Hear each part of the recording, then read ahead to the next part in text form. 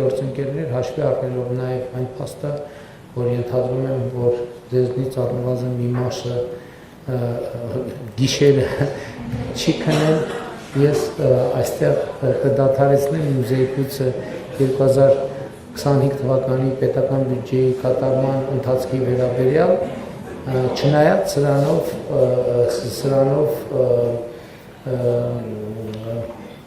աշխատանքը չի ավարտվում, մեր նշված գործընկերների մի մասը ստիպված կլինեն մնալ եւ շարունակել այս հետաքրքիր աշխատանքը եւ ես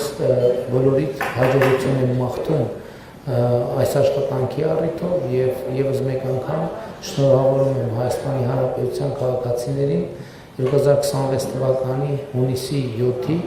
խորհրդարանական ընտրություններում տարած համոզիչ հաղթանակի առումով եւ իհարկե այս համոզիչ հաղթանակը կդառնա նոր ավելի ու ավելի համոզիչ արդյունքներ, այդ թվում քրեական օլիգարխիայի դեմ պայքարի ուղղությամբ, որը լինելու է մեր առաջնահերթություններից, հարգելի գործընկերներ, ես ուզում եմ հստակ ասել, որ այս ուղղությամբ մենք գործելու ենք առանց հետաձգումների, ընդ որում գործելու ենք մի քանի ուղղություններով, արդարադատությունը պետք է կայանա, արդարադատությունը պետք է տեղի ունենա, բայց միևնույն ժամանակ ապօրինի գույքի բռնագանձման համակարգը պետք է հասնի իր լրումին, նաև համայնքային եւ պետական շահերի պահպանության ուղղությամբ պետք է մենք աշխատել, բայց ես նաև ուզում եմ ասել, որ 2018 թվականից մինչև հիմա մենք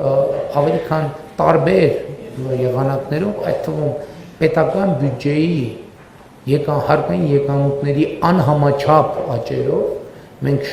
անհամաչափ նախորդող շրջանի նկատմամբ մեզ համար համաչափ դեռ հələ մի բան էլ մենք այդ տեմպը պիտի մեծացնենք, բայց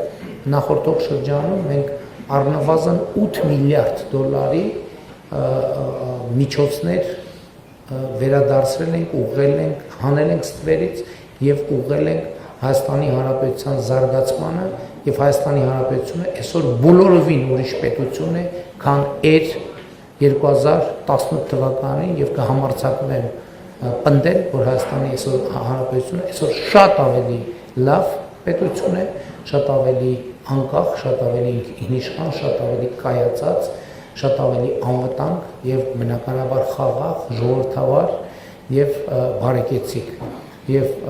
այս առիթով ուզում եմ շնորհավորել բոլորիս, շնորհակալ։ Հավանիչ տեսանյութը եւ բաժանորդագրվիչ նորությունները բաց չթողնելու համար։